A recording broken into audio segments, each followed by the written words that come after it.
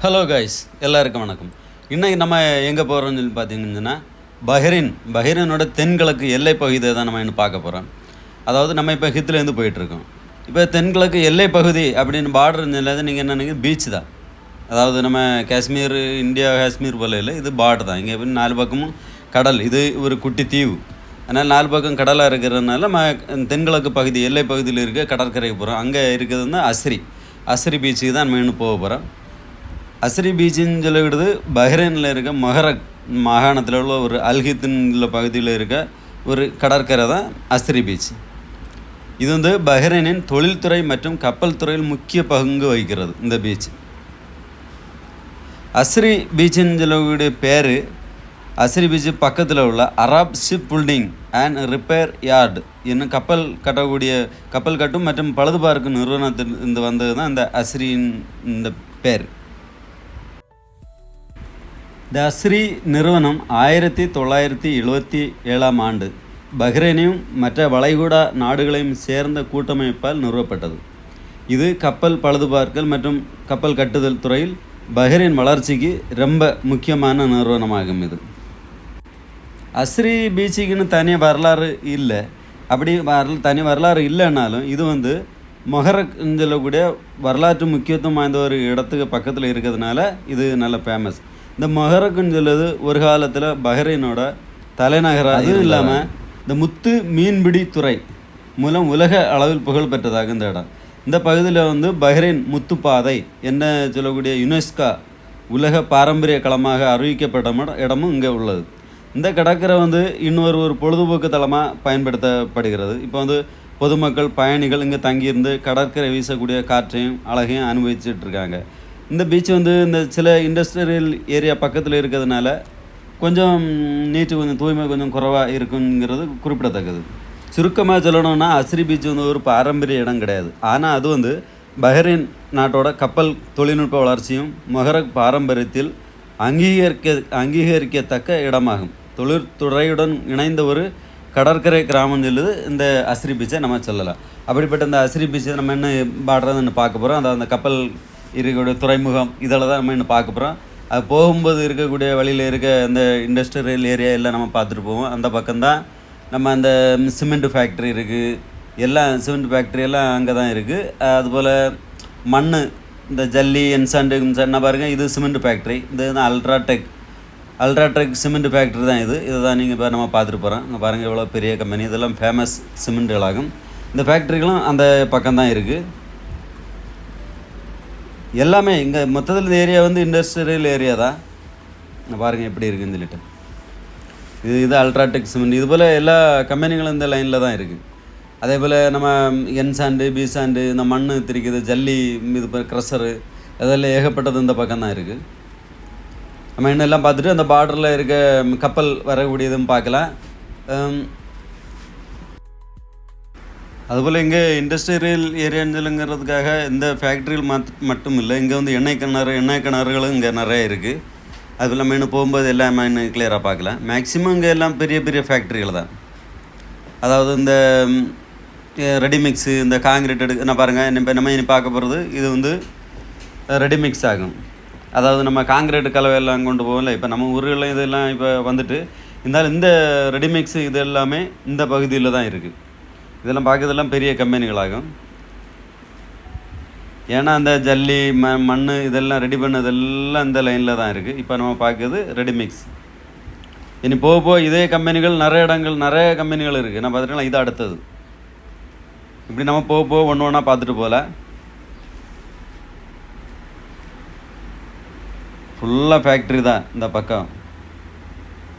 நான் பக்கத்தில் இருக்கிறதெல்லாம் இது மண் தான். இது வந்து என் சாண்டு, பி சாண்டு இப்படின்னு ஒவ்வொரு இதுவும் இருக்குல்ல, அதுதான் தனித்தனியாக வெரைட்டியாக வச்சுருக்குது.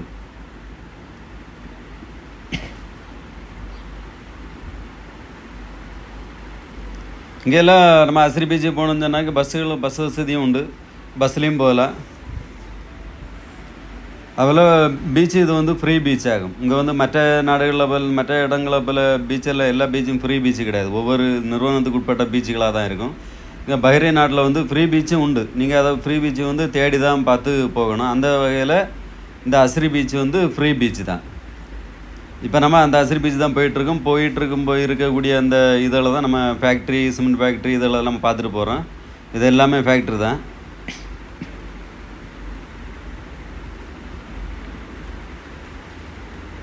அதே போல் உங்களுக்கு இங்கே பாருங்கள், இது வந்து பனிப்படலம் போல் இருக்குல்ல, இது பனிப்படலம் ஒன்றும் கிடையாது. இது வந்து அந்த க்ரஷர் கம்பெனி எல்லாம் இருக்குல்ல, அந்த ஜல்லி இதெல்லாம் பிடிச்சி மண் என்சாண்டு பீசாண்டு மண்ணெல்லாம் தயாராகிட்டு இருக்குல்ல, அங்கே அந்த கம்பெனிலேருந்து வரக்கூடிய அந்த தூசி தான் அது எல்லாமே.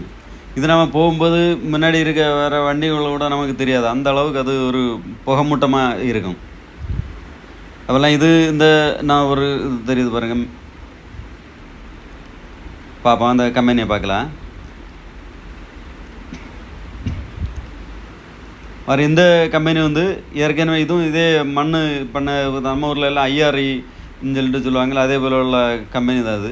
இது வந்து ஏற்கனவே ஒரு ஃபயர் ஆகி அதை அப்புறம் ஸ்டாப் பண்ணி போட்டிருக்கு. அந்த கம்பெனி தான் நீங்கள் இப்போ பார்க்குது. நம்ம இதையும் பார்த்துட்டு நம்ம இனி நேரம் என்ன பண்ணணும் இல்லைக்கு அந்த ஆர்பர் கப்பல் எல்லாம் வரல, அந்த இதையும் நம்ம பார்க்க போகல.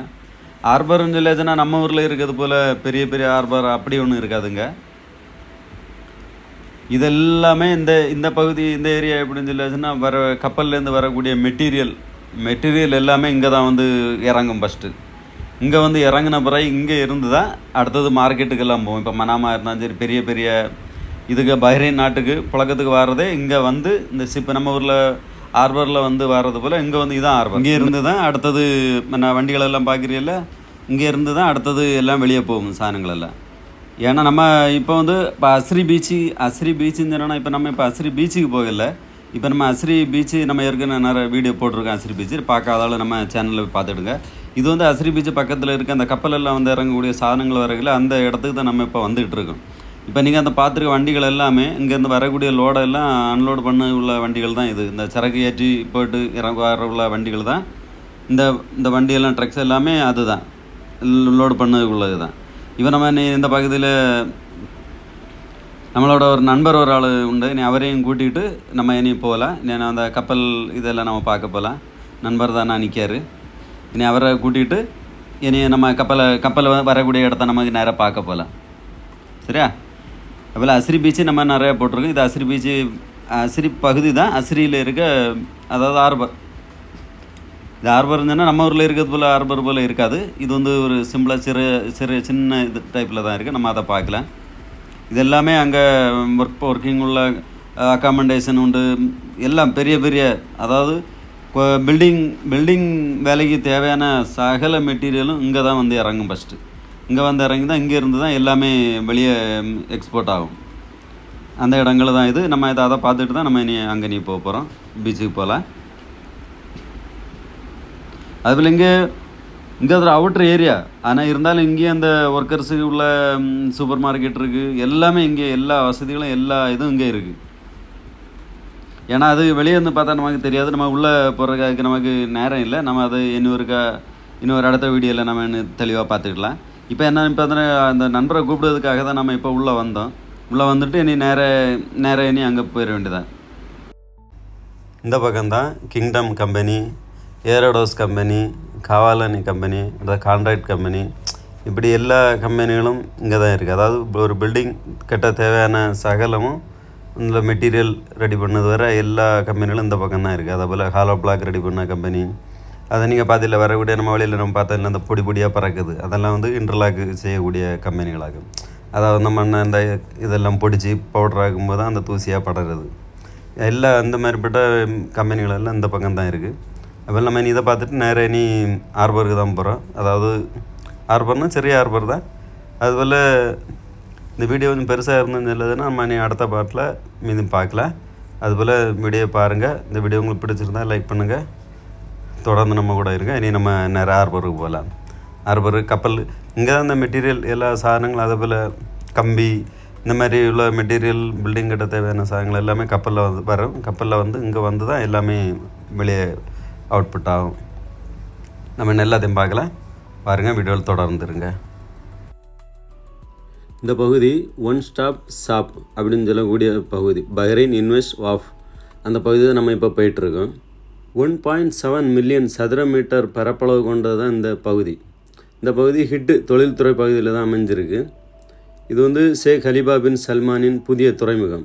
பஹ்ரைனின் சர்வதேச விமான நிலையம், மன்னர் பகத் காஸ்வே மற்றும் கத்தருடன் புதுசாக திட்டமிடப்பட்ட காஸ்வே இணைப்பு போன்ற முக்கிய கடல், வான் மற்றும் சாலை வலையமைப்புகளுக்கு நேரடி அணுகலை வழங்குகிறது.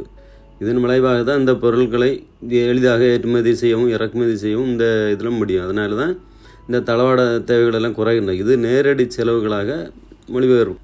முதலீட்டு Waqf BIW Bahrain investment Waqf அதன் மொத்த ஆக்கிரமிப்பில் 63% பஹ்ரைனுக்கு வெளியே உள்ள தொழிலிருந்து வெற்றிகரமாக இருக்க முடிகிறது. அதே நேரத்தில் 34% பஹ்ரைன் தொழில்கள் மற்றும் வணிகங்களாகும். BIW எஸ்டேட்டில் உள்ள தொழில்கள் மற்றும் வணிகங்களின் மொத்த முதலீடு சுமார் $2 பில்லியன் சொல்லப்படுது. இந்த தொழில் மற்றும் முதலீடுகள் கண்ணாடி தளவாடங்கள், சொகுசு படகுகள், லிஃப்ட்டு, எக்ஸலேட்டர்கள், உணவு பதப்படுத்தல், நீர் வடிகட்டுதல், காங்கிரீட் ரெடிமிக்ஸ் தொழில்துறை, குழல்கள் மற்றும் காங்கிரீட் தொகுதிகள், விமான போக்குவரத்து, படத்தொகுப்பு, தளவாடங்கள், சுய சேமிப்பு, கிடங்கு, தொழில்துறை வாயுக்கள், பதப்படுத்துதல் மற்றும் ஒரு வகையான தொழிலாளர் தங்குமிட வசதிகள் ஆகியவற்றை உள்ளடக்கியதாக வேறுபடுகிறது. BIW இப்போது 12 கிலோமீட்டர் நீளமுள்ள நீலக்கீல் சாலை வலையமைப்பை உள்ளடக்கியது. இதில் நீர், தொலைத்தொடர்பு மற்றும் மின்சாரம் போன்ற பிற அடிப்படை பயன்பாடுகள் அனைத்தும் அடங்கும். BIW தொழிலாளர்கள் தங்குமிட திட்டம் பஹ்ரைனில் முதலில் கட்டப்பட்டது. இது 60,000 சதுர மீட்டர் பரப்பளவில் கட்டப்பட்டது. பஹ்ரைன் முதலீட்டு வர்ப்பு திட்டம் தேசிய மற்றும் பிராந்திய முதலீடுகளின் குடியேற்றத்தை வலுப்படுத்தவும் நேரடி வெளிநாட்டு முதலீடுகளை ஈர்க்கவும் பஹ்ரைனுக்கு கொண்டு வரவும் செயல்படுத்தப்பட்டது. பார்க்குறீங்கள இந்த கடல் பகுதி இதுதான் இந்த அஸ்ரி எல்லை பகுதி தான். அதாவது அஸ்ரி பீச்சில் இது BIW பகுதியாகும். இங்கே தான் சாதனங்கள் எல்லாம் கப்பலில் வரும். இங்கே தான் எல்லாம் இறக்குமதி ஆகி இங்கேருந்து தான் மொத்தத்தில் எல்லாம் வெளியே ஏற்றுமதியாகி இறக்குமதியாகுது எல்லாம் இங்கேருந்து தான் ஆகும். ஆனால் பாருங்கள் அதெல்லாம் சின்ன சின்ன கப்பல் வந்துகிட்டு இருக்கதாகும். அப்போல்லாம் இன்னும் ஃபுல்லாக பார்க்கலாம். இதை அதுபோல் மீதி நம்ம இன்னும் அடுத்த பார்ட்லேயும் பார்க்கலாம். வீடியோ ரொம்ப லெந்தாக இருக்கிறதுனால. அதுபோல் இந்த வீடியோ உங்களுக்கு பிடிக்கும்னு நம்புகிறேன். பிடிச்சிருந்தால் லைக் பண்ணுங்கள், ஷேர் பண்ணுங்கள், உங்கள் எண்ணங்களை கமெண்டில் பதிவு பண்ணுங்கள். மேல் நம்மளோட தொடர்ந்துருங்க.